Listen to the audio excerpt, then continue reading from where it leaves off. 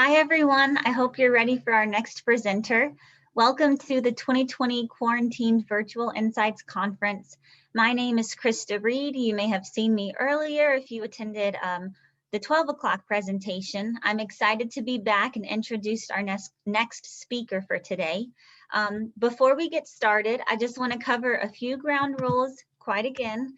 At the mercy of tech is where we are. We're all at home, or most of us are, quarantined, having to deal with technology, being self-taught experts in some cases. So let's just keep that in mind as we participate today and listen to each of the speakers. Also, let's be respectful of one another.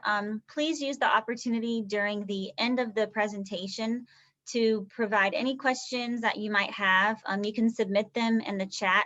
And also feel free to follow up with more questions if you have them after we conclude today. Also, take the time to network, engage, and interact. If you see someone that has posed a question that really catches your interest and you want to talk further about that, we can do that. We can connect you. Accelerant's here to help foster some of those relationships and get everyone in touch since we can't necessarily be together in person. So with that, I'll stop talking. I'm very excited to introduce Aura Nelson. She is the Senior Manager of Consumer Insights at Wolverine Worldwide. I'm very excited to hear what she has to share with us today. I know you are too.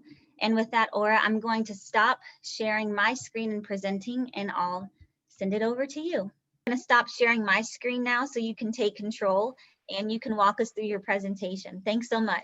Okay, thank you. And the great news is it will not take the full hour. So we're doing good. Okay.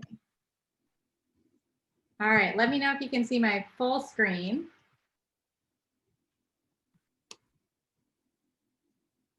Yep, we can see you. Okay, perfect.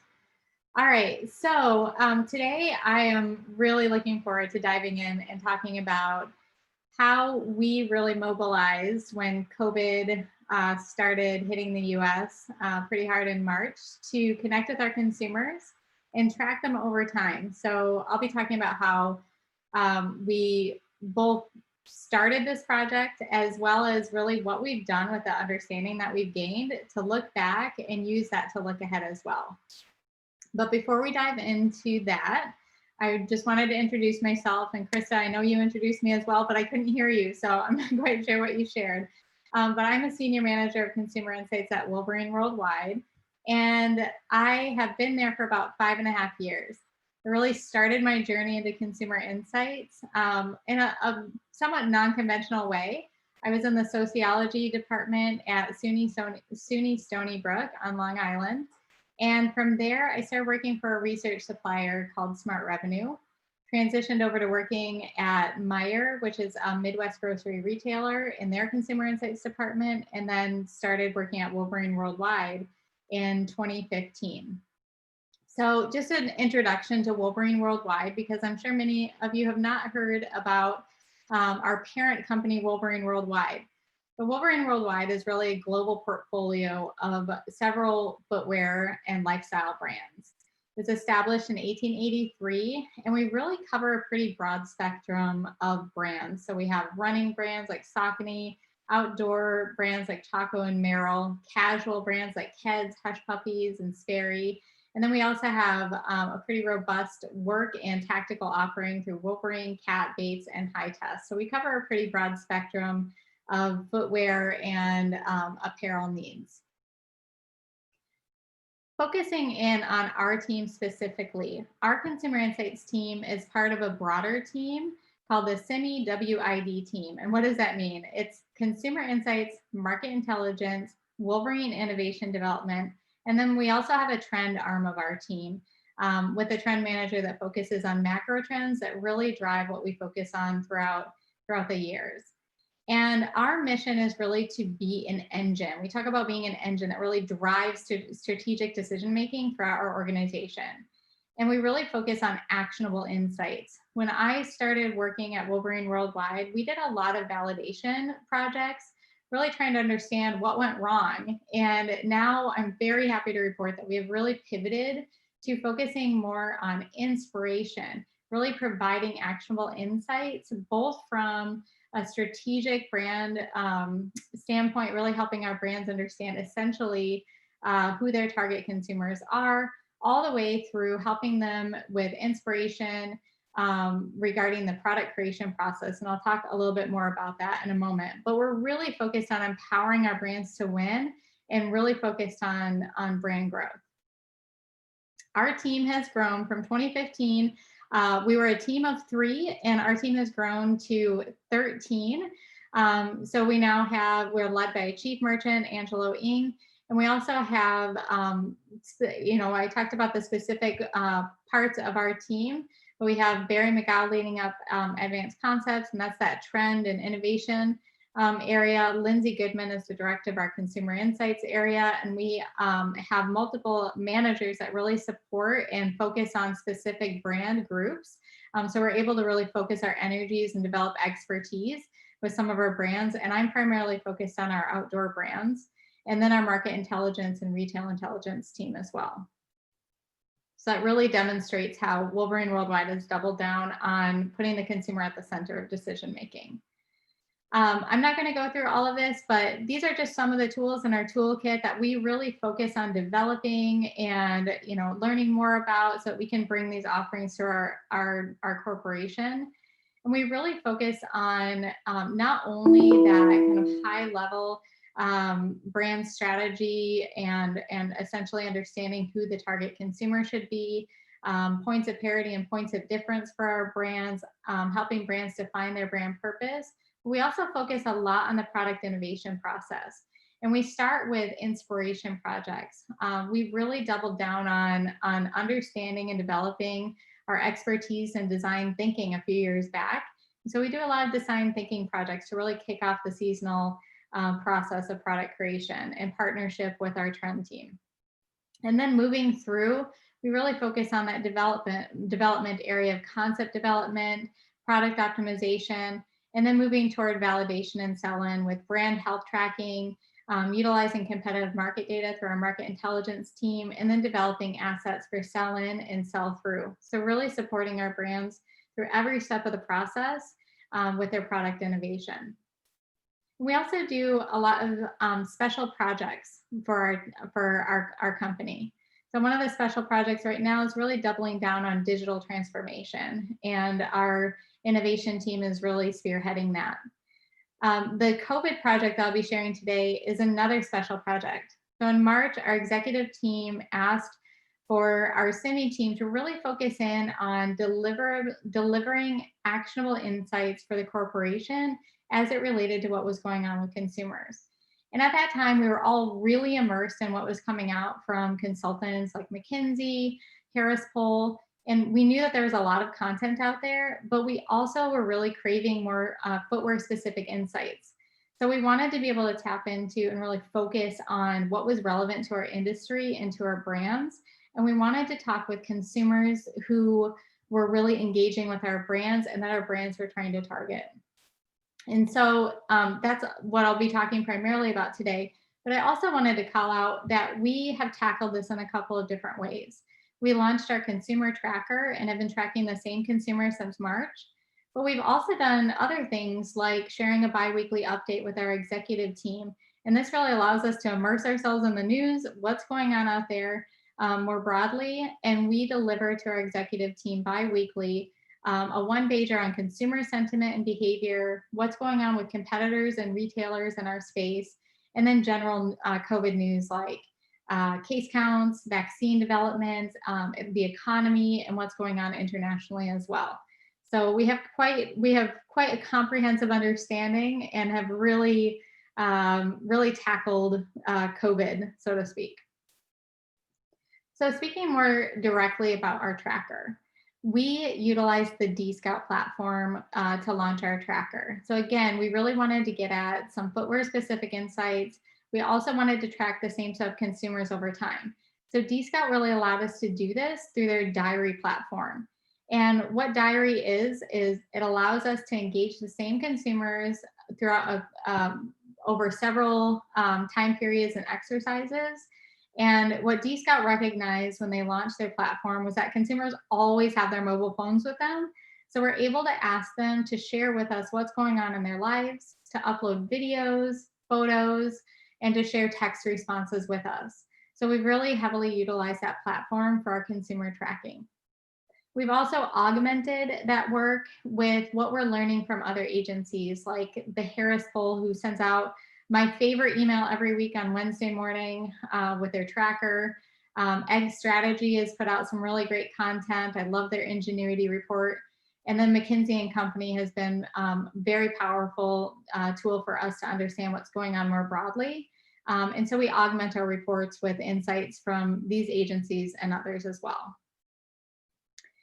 In our consumer tracking, we started out with just 100 Gen Pop consumers. So the first handful of waves was really focused on what was going on with the general population. And we made sure to balance for race, ethnicity, age, income, a number of factors. And you can see from the map on the right here that we made sure that we were covering a pretty broad area of the US and really talking to consumers from all over. And we love that Dscout really enables us to do this. And we are not just, focused on people who are locally available, for example. After a handful of waves, we heard from our brands that they wanted to augment this sample with consumers who are more relevant to them. So we augmented with 69 runners, 49 outdoor enthusiasts, some work boot owners, and Wonder Women, which is the target consumer for one of our brands, Ked. So they're younger women who fit their target consumer profile. So this allows us every month to be able to share insights that are specifically relevant to the consumer that our brand groups are targeting. So now I'm going to launch into what we learned throughout tracking these insights. So again, this is related to 7 months of consumer insight tracking, 23 news roundups that we've done, and ultimately 9 waves of tracking consumers. And again, these are consumers who are 18 to 74 years old, if I didn't mention that before. I like to break things down into clusters of 3 because I feel like it's easier to remember when we do that. And so I think, I know that this is a research conference, and so I just wanted to share a tip that I learned from the book Talk Like TED, and it is to break our insights into clusters of 3 so that everybody can kind of remember. And it also helps provide a framework for how to share and distribute information in a way that is memorable and actionable. So we'll talk about how consumers felt, what they did, and what they needed across some specific timeframes. And I broke out those timeframes into early days, which is really focused on that March to April timeframe, settling in, which is that May, June timeframe, the long haul, July, August, and September. And then I'll talk a little bit about looking ahead and what we're focused on. So starting out with the early days, I don't know about you, but I remember how that felt in March when everybody was kind of looking around, wondering if we should be freaked out about what was coming down the pipe. I didn't anticipate that we would still be working from home at this time. And when we launched our consumer tracker just 1 week into working from home, I think we started working from home on March 16, and we launched our tracker 1 week later. We heard from our consumers that they just felt like life was interrupted. They were in a state of shock and disbelief, and it was really hard to grapple with their new reality. At that time, we were all talking about flattening the curve and what that meant to us and to the US at large. I think most of us thought that everything was going to pass pretty soon, not be around for months. And we were just so early on in our understanding of COVID and how it was transmitted. It was just a period of a lot of confusion and just really grappling with our understanding of what was going on. We saw sentiment plummet quickly. So after our first week of tracking, when we tracked the second week, and again, we were doing this week, we were tracking weekly initially, we saw sentiment plunge with 44% of our consumers saying that they felt worse or much worse than the week prior. So on the bright side, some of our consumers said, you know what, I'm going to use this as an opportunity to reprioritize and to really focus on what matters in life right now. I also want to call out, just for fun, my boss recommended that we pull together some memes to kind of add to some of these slides. And as I started going through that process, I realized that we could probably share just a report on memes alone, and it would tell the full story of COVID and how consumers are feeling. So just for fun, we included some memes throughout each of the slides, and I hope everybody gets a little bit of a chuckle, but it also feels really relevant to what was going on with consumer sentiment across each stage gate. So what did consumers do during this time? Of course, they stayed home. Everybody retreated to home. They started switching everything to online. We saw huge surges in gaming, virtual everything, Zoom calls. Everybody was working from home. Kids were starting to attend school from home. And all of these primarily hands-on and in-person experiences were switching over to digital. They also redefined essential. So, you know, everybody started seeing things as essential or non-essential. Is it essential to go to the store right now? Or is this a frivolous trip? Is this an essential purchase or not essential? And so we saw that consumers very abruptly halted footwear spending and really shifted their spending to essential purchases like groceries and toilet paper. And probably my favorite meme of all of this COVID time is the Charmin meme at the top here. So I can't look at it without laughing. They also settled into their home routines, and they started really focusing on cozy, nostalgic activities, and also activities that were going to bolster their health and wellness and their well-being overall. They started exercising more at home. We saw fitness apps really be adopted very quickly. They started meditating, crafting, cooking, heading outside a little bit more. And at this time, they also started really focusing on self-sufficiency. What could they reuse? Could they repurpose? And really starting to pay more attention to what they actually already had in their homes at this time. And what did they need from brands? They wanted to hear what brands were doing from an action, information, and support standpoint. So I don't know if you remember, but before brands started pivoting, I was still getting messages about spring break and swimsuits and things that just felt irrelevant and even ingenuine. So what we heard from consumers at this time was that they were so sick of getting all of these emails that talked about us all being in this together, just messages of support that really had nothing to back them up. So our consumers told us that, and 99% of them told us that they wanted brands to stop business as usual marketing. It just felt completely superficial and irrelevant and even offensive at times. They wanted brands to really pivot to talking about COVID at this time. And they wanted to see specifically how brands were helping their employees, how they were emphasizing safety, and how they were helping consumers at this time. And they also wanted to see how brands were really pivoting to help the fight against COVID. And ultimately, really asking for transparency. They also wanted brands to quickly pivot to buy online, pick up in store, and other seamless omnichannel experiences for them. And I wanted to share what some of our brands did during this time that really reflect how they were listening to and paying attention to consumer sentiment. So our brands supported frontline workers. We saw Chaco stop production of their custom sandals and repairs and quickly start mobilizing to make 7,000 masks. They also engaged their consumer base who are very passionate about the brand. And their consumer base sent in hundreds and hundreds of letters in support of healthcare workers, and the Chaco team distributed those along with masks to healthcare workers at this time.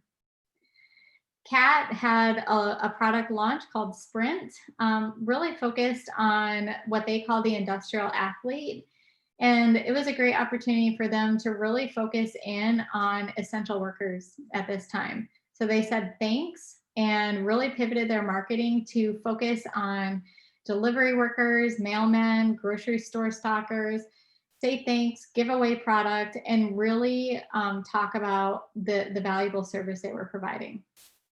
Merrill donated shoes to those on the front lines. They gave shoes to healthcare workers at this time.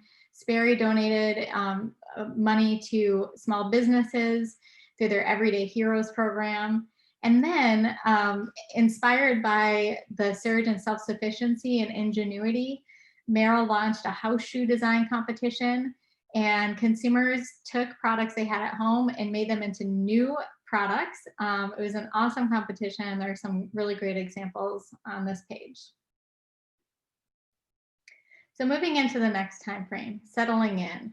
So after a couple months, people are starting to get a little bit used to it, reluctantly used to staying at home.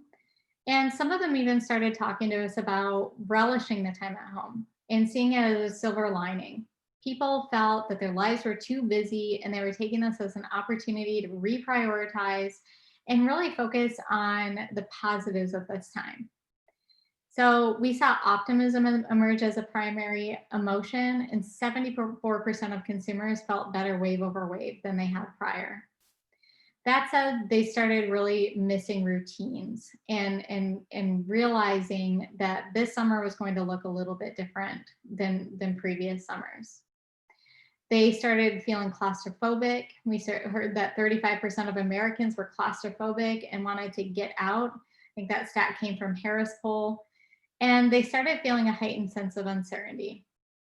So at this time, it wasn't just COVID, it was racial justice, economic woes, all of everything going on in the world really combined to increase stress levels to almost max capacity. So people started telling us that they felt fragile, they were frustrated, and they pointed to our nation as a significant source of stress. So one thing that Harris Poll called out at this time specifically that we definitely saw reflected in our tracker was that alienation scores were incredibly high and even higher than during the Vietnam War. So this was a really challenging time. And as I mentioned, a lot of optimism, but also a lot of stress and anxiety. So consumers are really grappling with these very polarizing feelings that could change moment by moment and day by day. So very, very difficult time.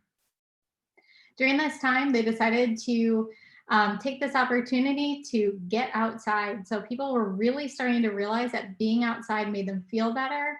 The weather was starting to turn really nice. And McKinsey reported a 6% increase in outdoor activity, which is huge. We also saw a huge spike in hiking. 17% of Americans started running. That's a stat from Harris Poll. And they were really turning to the outdoors and to running to reduce stress and anxiety. We also saw a lot of consumers who were running start hitting the trail for their runs, which was great for our brands that are more focused on the outdoors. And we continue to see that in-home workouts were increasing as well. We saw consumers really start dreaming about their next vacation, and vacation planning increased 10 percentage points to 33%. And they started realizing that maybe they can travel safely, get an Airbnb, do a lot of outdoor activities, and really redefining what travel meant for them and staying a little bit closer to home. And we also saw during this time that while retailers started opening their doors, a lot of consumers said that they were too hesitant to re-enter. So we did see an increase in people purchasing at this time in store, but there was still a lot of hesitancy. And we started to notice that people were going to go with their gut more so than with what the government was doing at this time. And what they needed for brands during this time, we really started to notice that they were looking for brands that solve problems. So during this time, consumers were saying, hey, I spent the first couple months of the pandemic really getting rid of stuff that I didn't need anymore in my house. And now the only things I'm going to be introducing into my home are things that actually serve a purpose for me, that stand the test of time, that really solve a problem, or that support my new health and wellness behaviors.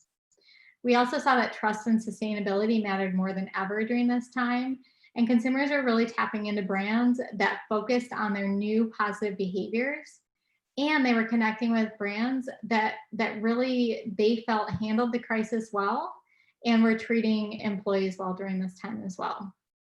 They also were really sinking into their established behaviors of purchasing online. And we saw that although consumers still liked being able to have the opportunity to pick things up in store, they were trying to do as much as possible online before they ever set foot in a store. So they were really looking for brands to create seamless omni-channel experiences for them that help them feel safe and supported. And what did our brands do during this time? Our brands really pivoted to encourage responsible recreation and inclusivity. So a couple examples of this, Saucony has had a Run for Good campaign, and they really started talking about Run Solo for Good, and they were encouraging socially distanced runs during this time. Merrell and Chaco really started hitting hard on sharing information about recreating responsibly. They knew that consumers were increasingly getting outside, and they wanted to be able to share how to, both recreate responsibly for the earth and also for our own well-being and health, practicing physical distancing, playing it safe outdoors, exploring locally as examples. And then, I talked about how it wasn't just COVID, it was COVID, racial justice, economy. A lot of our brands started really hitting hard on looking within at what they were doing to take action as it related to justice, equity, diversity, and inclusion. And I just share an example for Merrell, focused at this time on actioning their team. They created a social justice task force and have some very solid work streams in process and making some real change right now. During the next time frame, the long haul. What do consumers feel? Still anxiety. Anxiety has not gone away since the pandemic started. But they also started feeling this pandemic fatigue or COVID fatigue, and they started having real wanderlust. So we saw a big surge in, I think I talked about this on the next slide, so sorry to steal my thunder, but we saw a big surge in people traveling, renting RVs, buying RVs. But in terms of sentiment, we saw a huge plummet in consumer sentiment. So everybody kind of thought, hey, this is going okay. We're kind of controlling some of these big waves. And unfortunately, as retailers reopened, as people started kind of settling in and relaxing their standards a little bit in terms of how they were keeping themselves and others safe, we saw, of course, case counts rise, and we saw a huge dramatic plummet in sentiment.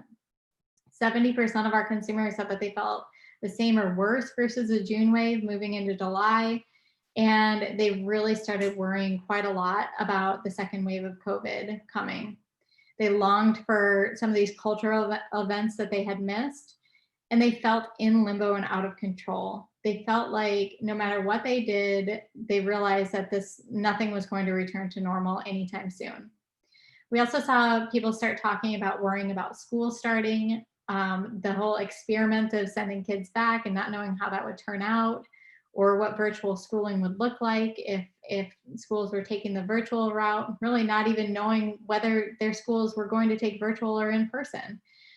They started to be fearful about leaving the house again, as Harris Poll called out, and just increasingly stating that they were also still hesitant to return to work at this time as well. And as I mentioned, they started traveling and continued to spend time outdoors, increasing the amount of visits they had outdoors with friends and family. And 13% of consumers in our study were new to the outdoors since COVID. So they were really spending more time outdoors. We saw RV rentals and sales skyrocket during this time. We saw consumers start taking workations. So about a third of the consumers in our study either had or were planning to take a workation, which is where you rent a place like an Airbnb that you can work from. So you get kind of a little bit of a vacation, but you're also working at the same time. We saw some really interesting behaviors. Consumers started doing strange things like hopping flights to nowhere, leaving an airport and returning to the same airport, replicate the experience of flying. And again, continuing to establish and up purchasing online in favor of store. So we heard from our consumers that 85% at this time were either not in favor of or had hesitation about stores reopening as case counts continue to rise. And what they needed at this time, they wanted to see that brands and retailers were still taking COVID really seriously. They wanted to know that we were all in this together and that safety was paramount to the consumer journey. It was very high on their expectation list. They also, we talked about how many consumers started running, started engaging in the outdoors. And we heard from consumers that it was time to start trading up to buying shoes that were more appropriate for running and for the outdoors. But they were overwhelmed by their options, and they were really looking for brands that were approachable, that guided them, that were inclusive to newcomers to the category.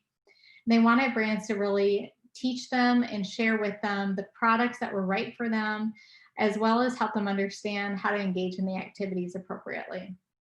And they really wanted value. So at this time, stimulus check money was gone. There was no hope in sight for getting a new stimulus check. And so we saw that discounts became increasingly important for consumers during this time. And a few things that our brands did during this time frame. We supported now established behaviors, and we started leaning into cozy behaviors at home, knowing that cold weather was ahead. So Merrell, for an example, redefined outdoors and encourage consumers not to think about the outdoors as traveling a long distance to a mountain or long hikes, backpacking, but really redefining outdoors as hiking your own turf, just getting outside, and really starting to talk about the wellness benefits of getting outside even for 15 minutes. Another of our brands, Hush Puppies, acknowledged this huge dip in consumer sentiment and reframed their worry-free campaign into a weather anything campaign, really focusing on the idea of resilience. Saucony embraced new runners through their run club and started really promoting this and connecting with new runners via their social platforms. And then Chaco, as an example, bringing on the cozy. We heard our consumers say that they really that they were buying things that really reflected their desire to be cozy as the weather started turning. And so cozy really leaned into these stay home, cozy, slipperish vibes. So looking ahead from here, there are a few areas that we are continuing to talk to our brands about and continuing to focus on as a team. One is continued digital acceleration. So we know that consumers are still very hesitant to engage in out-of-home activities, with 73% saying that they're staying home quite a lot. So digital is going to continue to surge.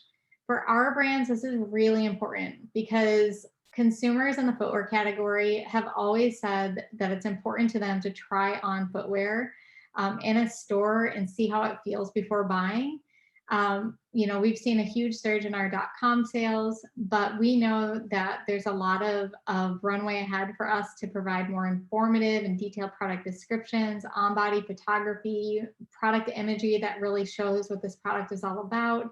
And ultimately, we understand that in order for consumers to really long-term switch to more digital behavior, we need to make it an amazing experience. So continuing to focus on that and tap into our consumers surrounding that topic. We also see that, we talk about COVID as a public health crisis, but it's also a mental health crisis. And so we know that consumers are going to be focusing on really adopting new and healthy behaviors in the long term and making sure that their lifestyles enhance both their physical and mental well-being. So we expect this trend to remain strong, which is very hopeful for a portfolio of brands that have outdoor and running brands in their portfolio. So we also know that consumers are really focusing on, and even more focused now, on sustainability. So our brands are doubling down on efforts towards sustainability as well. And then finally, we know that a lot of consumers switch brands due to out of stocks and inventory issues. And we know that now more than ever, delivering a strong message about what our brands are, instilling trust in the consumer, developing emotional connections, and delivering on products that really solve problems for them. It's less about newness and seasonality, and it's a lot more about comfort, function, trust, and durability for consumers right now. They're planning on keeping products longer. And again, they're really looking for products that fill a need for them. There's less about this frivolity and more about finding products that solve problems. So we're, again, doubling down on that as well. From a research standpoint, we are evolving the research that we've done. Coming out of 6 months of COVID, we wanted to really think about how we were delivering our news and information. So we're going to continue to do our bi-weekly roundups for the executive team. We're going to continue to do our monthly tracking with consumers because we found it so valuable. But we are just rethinking how to share this. When we turned to our stakeholders across the company and asked them how it was going for them, what they're learning about consumers, how they're actioning on it, and how they want to digest this information in new and different ways. One of the ideas that we had was to create a monthly newsletter. So instead of having a 15 to 20 page deck to digest, we've taken all of the essentials and put it into a 1-page front and back newsletter that really has a more digestible and conversational format with some really strong actionable takeaways. We have also taken our in-house communication platform and added a research library on COVID with all of our prior waves of research and articles and so on, so that it's accessible to the broader organization. And then really excitingly for me, we are planning a podcast so that every month we're going to be able to share in a different format through podcasts what we're learning in each tracker. We know that a lot of people across our company are, we have designers across our company that really like to listen to what we're sharing rather than reading a report or even a newsletter. So we're going to be delivering on that in a more conversational format. Really sharing what we're learning each month, and then also diving into special topics like running, retail, holiday, and so on. So we're really excited to evolve this research moving forward. And that concludes the presentation part. I'm very happy to answer any questions if anybody has any.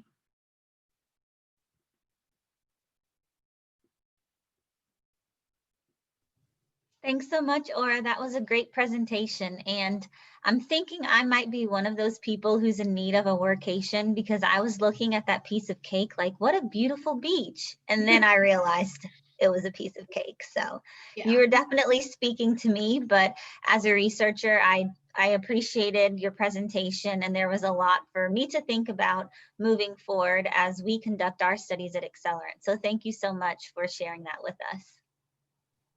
I haven't seen any questions come through the chat quite yet or through Q&A, but I do see a note that says that this attendee loves the idea of a newsletter and that they've been thinking about something similar. Oh, hi, Catherine. I know Catherine. Oh, and actually, I misspoke. So we've gotten a few questions through Q&A. Catherine wants to know if there are any additional tips on how to structure a newsletter generally. Catherine said that she does both tactical work and generative ethnographic work, so she would love a newsletter format for the latter. Yeah, I mean, for us, it was the approach we took with the newsletter was pretty simple. We have been focusing on very specific categories for all of our research reporting. We've been focusing on general consumer sentiment, outdoor behaviors and wellness behaviors, and then purchasing behaviors as well, and then special topics. So I would, I'm not sure, Catherine, what topics you're focused on with your ethnographic work. I don't know if you want to chime in with that. But I just think, finding some themes that run throughout. I think doing our bi-weekly roundups for the executive team has really helped us hone in on themes that have emerged more broadly across the US and with our consumers.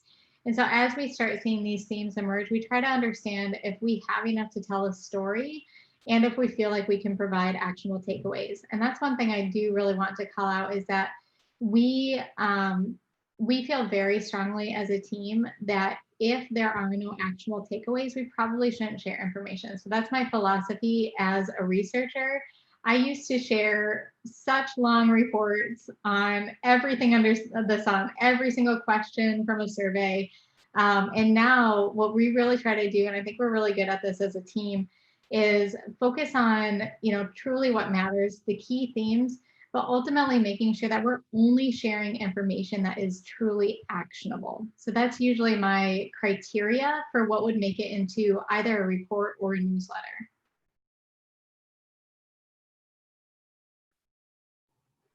That's great. Thank you, Aura.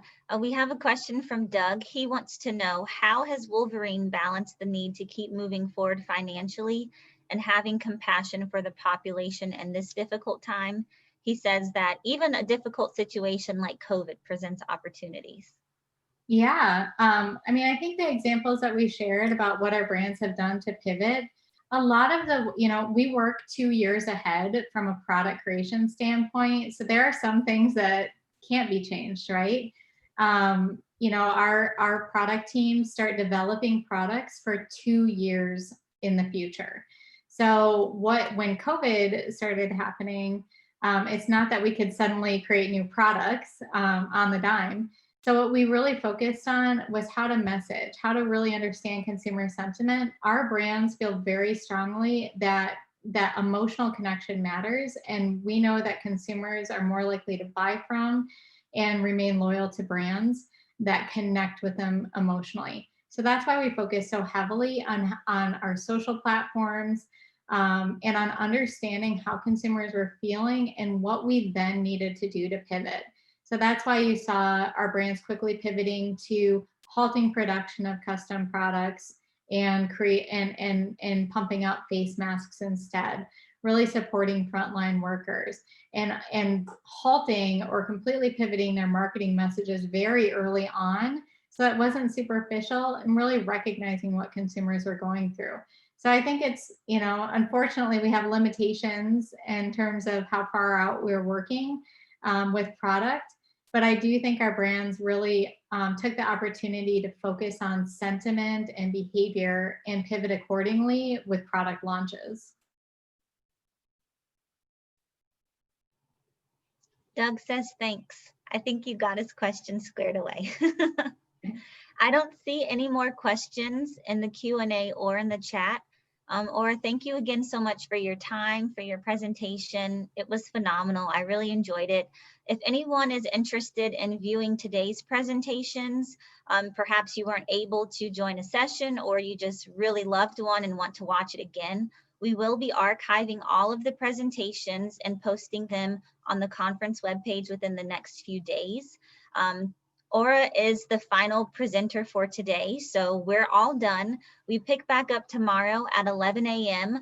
We have a speaker from Ally Financial who will be talking about reinvesting brand management. Thank you to everyone who joined today. Thank you to all of our panelists. We really appreciate your efforts, your time, and your willingness to share about what you do and the research that you do. So again, have a great day, everyone. Thanks so much for joining us. And thank you, Aura, for wrapping us up in a phenomenal way.